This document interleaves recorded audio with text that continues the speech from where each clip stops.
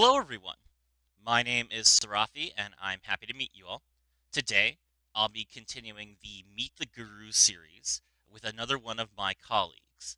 I'm joined by the Fluffal Guru, also known as Harmak. Harmak, I'm pleased to have you with me again.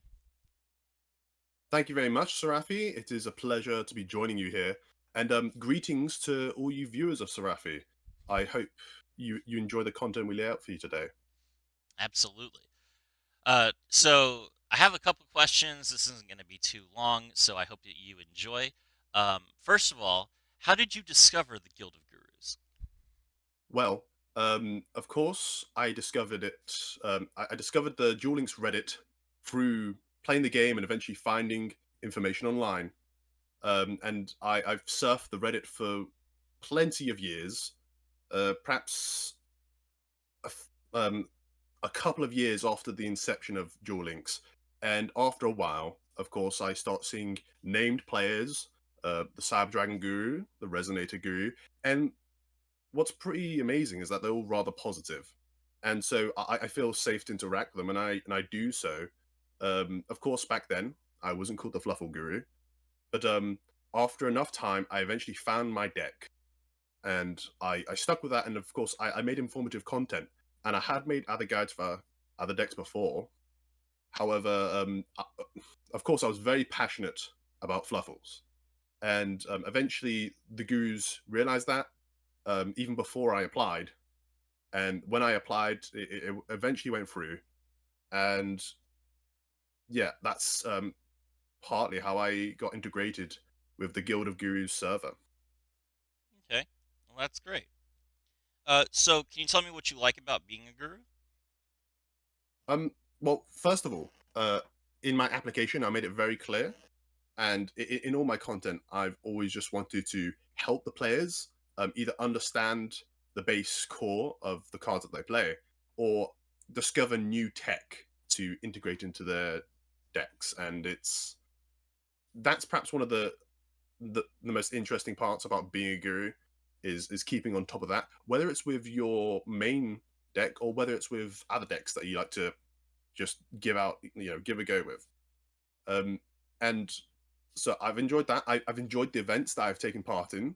I always try to be theatrical or help however I can during those events. So that's been a lot of fun. Before I became a guru, I was more in part of the tournament, the little friendly tournament scene, and since then I haven't been as much part of it, and that might have led up to where I am now. But still, I would recommend the tournaments to anyone who even just wants to just play casually. You learn a lot by doing them, and it's like playing Duel Links or Master Duel, but in a different way. Because often in those formats, you don't get time to side or even have multiple matches against the same deck and learn the matchup. So I'd highly recommend those to anyone, Guru or not. Um, and in general, just the friendly community that I've been a part of. Um, I don't mean to diss other parts of the Yu-Gi-Oh sphere, but it can either be intimidating or they're not often always so as welcoming as the Go-To Gurus for me. I found, and yeah, I think I'm friendly with pretty much everyone, apart from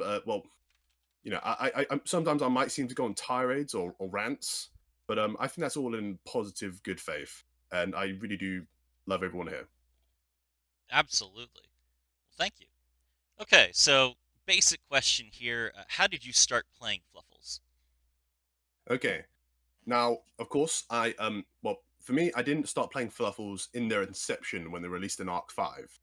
I was part of the early group of perhaps Yu-Gi-Oh players who played it in the playground, and then after I fell off that, and then there was a huge gap. And what brought me back in was Duel Links, and of course in between then, um, 5Ds, Zexal, Arc 5, and of course Reigns. They were all released and I had no clue about them. And then of course, like even though in the early worlds of Duel Links they didn't include those yet, I was still curious about all the parts of Yu-Gi that I'd missed in the generations that I just passed. And so I went back and I visited it all. Um, but it was when I wanted to actually try the TCG. Um, was when I eventually discovered Fluffals. I think a simple, or I say simple, a simple deck to perhaps go into it that I saw was dinosaurs, and that was the first TCG deck that I played.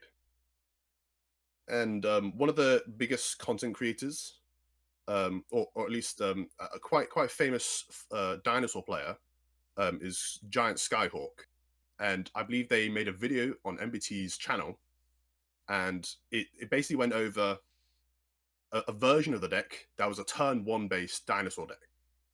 And apparently at the time, dinosaurs were more known for going turn two and just destroying what was ever in their path.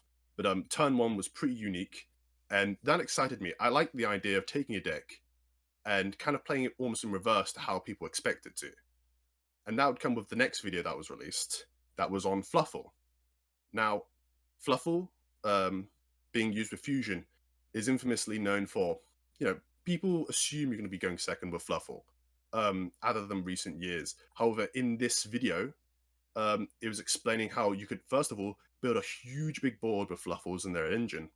And you could also, at that time, use Edgemp Scythe, make Whale, pop Artifact Scythe for a very cruel floodgate. Um, and I guess being cruel was my intention when picking up Fluffal, but I kind of felt, just from what I'd learned about the TCG, you have to be a bit cruel to gain those games. Um, but yeah, I picked up the deck because I was still, despite all these new summoning mechanics that I learned about, Fusion still enticed me a lot. And when you kind of look at it as a whole, there aren't too many good Fusion decks, apart from perhaps recently branded into elements, yada yada. But I was very surprised about how much functionality Fluffles actually had as a fusion deck. So that was awesome. And but at the same time, they also included all lots of the new summoning mechanics as well. It was a huge hybrid of them all, and that was very exciting for me. So I watched Giant Skyhawk's video that got me to Fluffle, and I basically followed his channel from then on, and I learned Fluffles from that. And eventually, when Fluffles came to Duel Links, I of course applied all that knowledge, and that's essentially where how I came to where I am being the Fluffal Guru today. Um, I think recently Giant Skyhawk did teaching Farfa how to play Fluffles in Master Duel, and that was quite a good video, and it's a very good demonstration. It was also kind of nostalgic for me. I, I say all this as if it happened a long time ago. I believe it only happened like I think the video was released 2 or 3 years ago. So, in the grand scheme of things, my adopting of Fluffles has been fairly recent. But honestly, I can't see myself ever being. I can't see myself ever dropping the deck and then picking up something completely new. Sarafi, you've of course seen that I've picked up new decks and I've played them a lot, and I might main them in Duel Links. But in terms of an archetype overall, Fluffles has got me. It's you keep playing the deck and you keep learning new things, probably because it's so unlinear. And yeah, it's kind of a treasure that keeps on giving. And I would recommend Fluffles to most people to at least try out. I can understand how it might be a bit off-putting, um, with how much there is to do, but it yeah, if you need something new, try out Fluffles. They're really awesome. Yeah, no, none of us are one tricks. I mean, well, except Kevin. Uh, um, none of us are one tricks, but it is, of course, that we like a deck. Like I play Speedroids all the time. I love Speedroids. But in Master Duel, whenever I have to play Master Duel, I usually play a different deck, just because. I mean, I play Speedroids against you guys in Master Duel Mhm, because it's fun and I enjoy it. But um, when I have to be competitive, I'm playing a deck that can basically get away with using more hand traps, just because Speedroids definitely. require so many pieces that typically, if I run a deck that has like 12 hand traps in it, like most other players, I will suffer for it. Mhm. So I just rather play a different archetype in I that can relate. regard. Yeah, Anyway, getting back to the discussion. So, I got a bit of a harder question for you, sir. exciting. Why do you prefer polymerization over dark fusion in a fiend deck? In a fiend deck, in any fiend deck, I can imagine Dark Fusion can be more exciting to use. It is partially searchable. You can have 6 copies or more because of a dusted gold. But I think, of course, polymerization is more universal. Of course, I'm more nostalgic to the card, but also quite a few cards do interact with polymerization, whether it's searching it out or if it's used in the card text. Of course, quite a few Fluffals they won't return Dark Fusion to your hand, um, but they will be able to interact with polymerization. And even new very powerful cards like Guardian Chimera, if you have polymerization in the graveyard, it's untargetable. Hmm. Um, and if you wanna place your bet for future support, chances are there's going to be more support for polymerization than there shall be for Dark Fusion. But I respect Dark Fusion, and it's a very powerful card. And depending on what's added, at least to the game of Duel Links, it could be the main polymerization spell card in the deck. I was actually thinking about that if we ever got a similar skill to perhaps the Destiny Hero skill, which just adds polymerization, you might not need to add polymerization to the main deck. You could just play the other fusion types. But yeah, it polymerization is just the most flexible fusion spell, which is why it works with the most strategies, including those with fiend fusion spells. But I got to say that Dark World fusion spell is also pretty awesome recently. It's cool that that works for fiends in general. All right. You mentioned that you liked the events that we participated in. Do you have any ideas for events that you would like the Guild of Gurus to do in the future? Oh, well, I think, of course, we always throw around ideas, and I won't reveal any of them. But it, in general, part of why I like the idea of Arc Five, I understand it tapers off.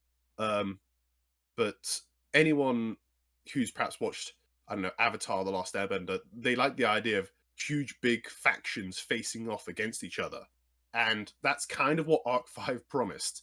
Um, though I do love all summoning mechanics, it is cool of the idea of fusion and synchro and Xyz and etc. all facing off against each other, and I think I'd be most excited for that sort of event, especially since I would get to play up the um, the kind of persona of, oh, fusion is the best, we shall conquer all. I just love doing that. It's very funny, and I believe I played into that on my reveal stream.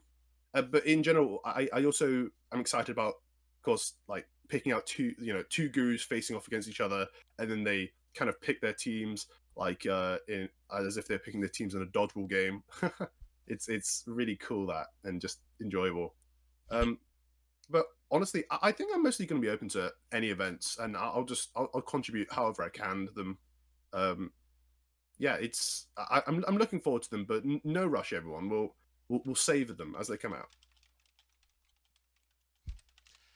All right.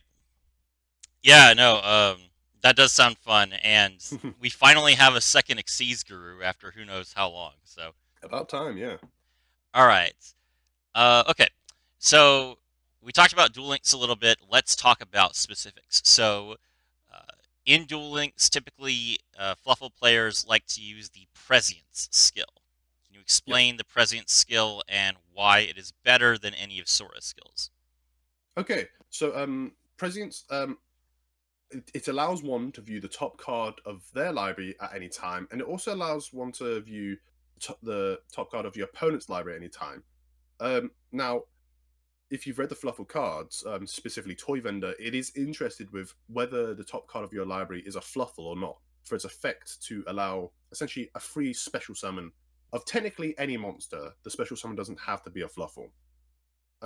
And because of that, you can gain advantage. So you might be able to special summon your Searcher, Fluffal Dog, and then use Go Plus.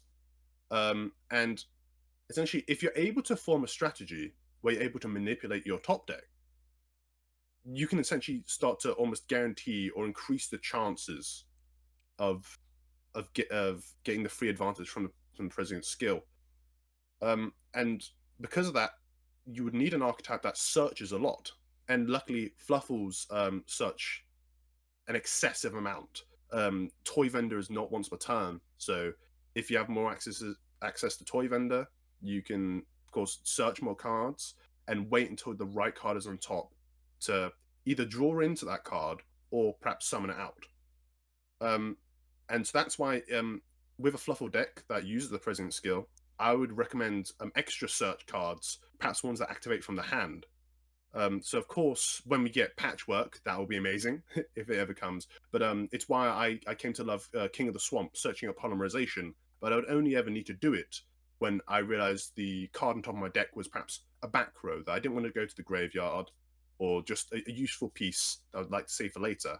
And then if it was a Fluffle, owl, or dog, I would then save that King of the Swamp for later, and I would instead try to summon it out. And quite often people look at presidents and they think, oh well, this doesn't just grant me a bajillion plus ones like the Destiny Hero skill or yada yada. Of course, it's not going to be powerful with that, but something that's rather overlooked is being able to see the top deck of your opponent and being able to plan around what they're next going to draw. And so it adds an extra layer of strategy, and it can kind of give you an idea of how well or how fair you're going to stand against your opponent during their next turn. And then, of course, once they draw that card, you see the next card. So it's pretty awesome being able to do that. Um, I would look forward to perhaps other decks that care about the top card on the deck and being able to use presence with that. But yeah, in terms of Sora's skills, they are honestly just not powerful enough. So patchwork creation, it's I believe go -2 to receive patchwork, one of the most powerful Fluffle cards, play that spell card, and then get the +2 back. So it's essentially a net zero, and all you've really done is get a different edge imp from the one that you had at the beginning.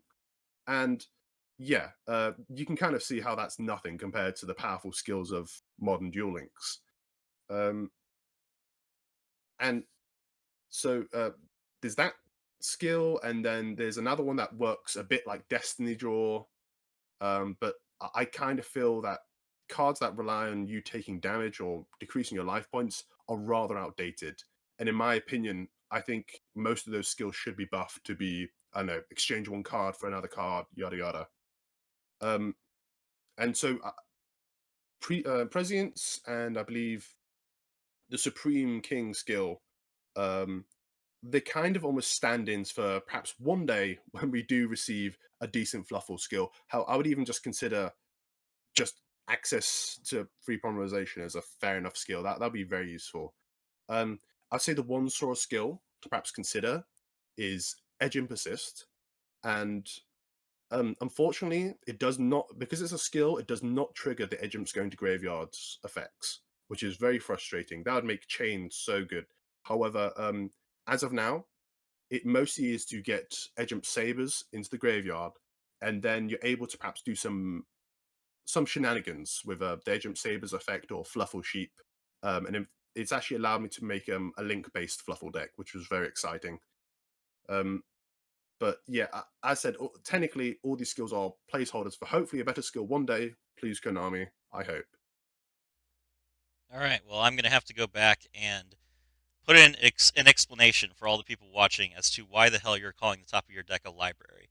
Um, but Oh, have I? Oh, have I been doing that? I have been looking a bit of at Magic recently, so that yes, was probably why. Oh dear. it's fine. I laughed to myself and I thought, well, that's just more Harmak. Anyway, so okay. So now that we've talked about, how prescience can change the way that you interact with your deck and allow you to get some additional value out of uh, toy vendor that you might not otherwise get in the real game. Here's the big question. Do you think skills are good or bad for Duel Links? Do you think that skills are potentially ruining the integrity of the experience? Or do you think that they serve some purpose by giving you the option to do things that you're not able to do if you were playing at a table? Yeah. So I I know lots of people on perhaps the Reddit or even our server here are kind of the opinion that, of course, we kind of all in agreement that sometimes skills are too powerful and they should be nerfed. And perhaps they can release a powerful skill, and as long as it's nerfed, like it doesn't take too long to do so, then perhaps we'll be mostly okay with it. Um, but in terms of the general idea of skills are wrong and shouldn't be in Duel Links, I very much feel that that is a general Yu-Gi-Oh player base kind of take. Um, because let's be honest, there's a lot of the Yu-Gi-Oh player base who wouldn't touch Duel Links just because it's different, and I think that's kind of because Yu-Gi-Oh's been the same for so long or had one format for so long. I think it's become baked into the ideology of the player base that there should only be one format. And something like Duel Links, which I don't think is just a separate game. I think it's Yu-Gi-Oh at its heart, and I think it's a separate format. And with separate formats, you can do different things, exciting things, such as skills. I think skills are part of the identity of Duel Links. I think getting rid of them, it would just make it close to regular Yu-Gi-Oh, and it would be less exciting for me. I would say I'm on the other side of the argument. I really think skills should remain, and if anything, I think generic skills should be buffed. They should be buffed up to the level of the powerful Odd Eye skills, the powerful Destiny Hero skills. And perhaps if they're on that level, I wouldn't say it would fix the problem, but people might have less of a problem with it because people will be on a more even playing field. I think all the generic skills have been left in the dust, and I think that's what's causing the problems. But when I say different formats, um, I'm gonna. We've brought it up before, but Magic the Gathering, it's its own separate game, and it's had multiple formats for a long while now.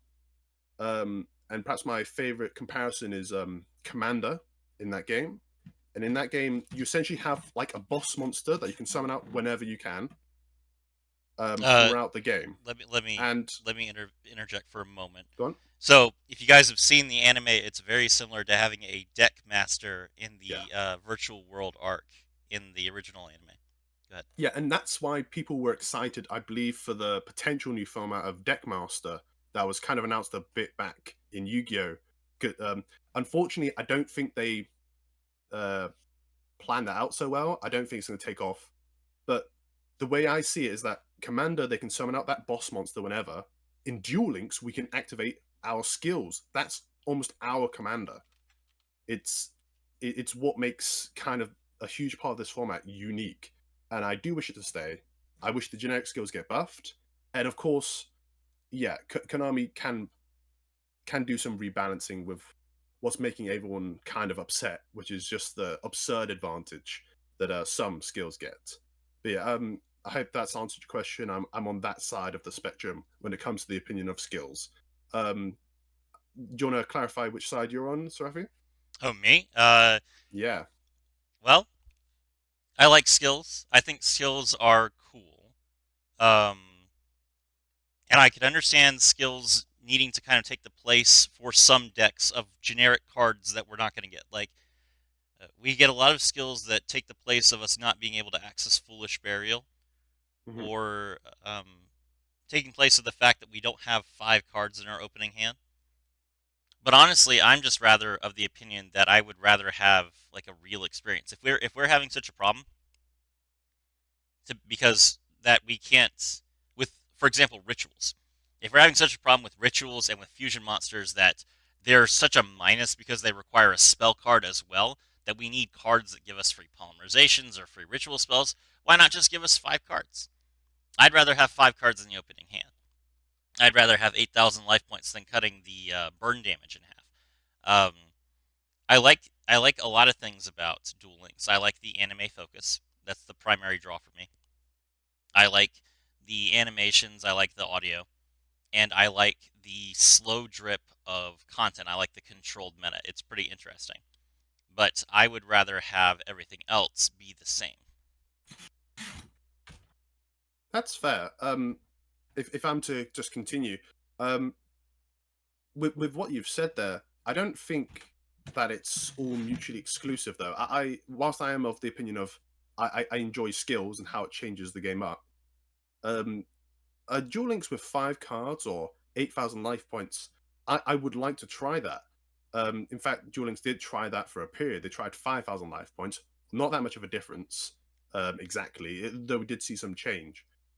It's kind of a shame that they never really want to experiment anymore with Duel Links like that. It would be fascinating if we just had a month where we tried out 5 cards and see how that shook up everything. Mm. And I don't really have hope that's ever going to happen, but maybe it'd be really awesome. I think it'd just be interesting to see how that affects everyone's opinions. Well, that's why I love Rush Duels. Rush Duels are a completely different game, and I've been having so much fun with them. That's good. All right, so what do you do for a living? Okay, well, I wouldn't say I have a living as of right now. Despite being in like quite a bit into my 20s now, I'm still a student, and I'm currently going through one of my various courses, and there might be more to come. But I study astrophysics, and I plan to go into the field of researching um, the field of astrophysics. And yeah, it's led to many awesome things, um, such as recently one of my projects has been about simulating a galaxy and how stars form in that galaxy over the galaxy's lifetime. Oh, Um, okay. and so with that, I can determine, oh, this star was formed over here, but as the galaxy has grown older, it has migrated towards the center, and it's awesome what relations you can determine from that. And I'm also potentially helping one of my professors with one of their actual research projects with doing this, which is kind of what I want. Is that I just want to contribute to the sphere of research, as it Hold on. goes. Okay, so wait. All right. It's all right. So space is an infinite void, and Mm-hmm. galaxies are pockets within that void. Yeah, So when you talk about the lifetime of a galaxy, are you assuming that the space you've designated is a galaxy to start with, or does it reach a certain number of stars in a given space that makes it a galaxy? Does the lifetime of the galaxy start with a pre-population of stars, or are you starting with just a space and the we're first start star we're formed? start yeah, we're starting with just my simulation starts with just the first stars forming of that galaxy, and then by the end of the simulation, billions of years have passed on. In fact, I think it goes up to 12 billion specifically for my simulation because we wanted a large sample population. But But what makes a galaxy, like if you have three stars, does that make yeah, it a galaxy? what makes a galaxy technically is the dark matter. Okay, Um, so essentially, enough of the mass from all the stars that have collected. The reason, like a bigger reason to why they're drawn to each other, apart from their own gravity, is because they're drawn together via the dark matter.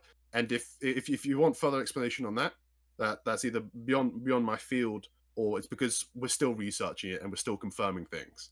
fair But enough. yeah, it's usually galaxies. Galaxies and non-galaxies. The main difference is that dark matter is present in galaxies. And with all this talk, you probably wonder why I'm not into Galaxy Eyes so much. But it's Yu-Gi-Oh and my vocation are rather different. Of course. All right. Well, thank you for enlightening me. Okay. So, is there anything else you would like people to know about you? um, Not specific. I don't particularly like to advertise myself so much. Maybe one day when I perhaps decide to just create content on the side. But I think I know where I'm aiming my life currently. I of course do want to shout out to some gurus, of course. Everyone here still keep consuming Neo Serafi's content. It's Thank you. very good. Um, I, of course, formed a good bond with the guru who's introduced alongside of me, Chrome, or the Gravekeeper guru.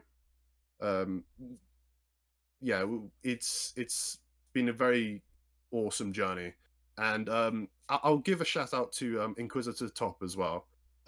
He's been helping out where he can. He's very good to us all. You're only saying that because he's listening to this to this Yeah, recording. true. Yeah, I have to make sure that he doesn't strike me down. Yeah, Top is great. Top is not. I thought that Top might want to do an interview as well, but sadly he is not one for voice chats, but regardless, Top is one of our moderators. He is fantastic, and we all depend on him as well. All right. Well, thank you very much for sitting down with me, Harmak. I really appreciate it. Everyone, Harmak is in Never Ending Frightmare, the Never Ending Frightmare channel. Yeah. Um, and the Guild of Gurus link will be in the description. Uh, this is Sarafi. I was thrilled to have you all with me.